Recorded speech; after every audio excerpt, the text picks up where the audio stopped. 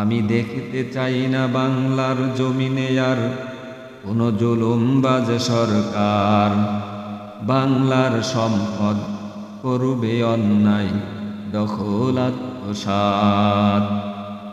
আমি বলতে চাই অফিস আদালতে কেন আছে এখনো দুর্নীতিবাজ, ঘুষখোর আর স্বৈরাচার। আমি বলতে চাই বাংলাদেশের মাটিতে থাকবে না আর কোনো জুলুমবাজ, বাংলার সম্পদ করবে না আর আত্মসাৎ। আমি দেখেছি কত মায়ের আর্তনাদ, শুনেছি কত বোনের হাহাকার, দেখেছি কত মানুষের লাশ।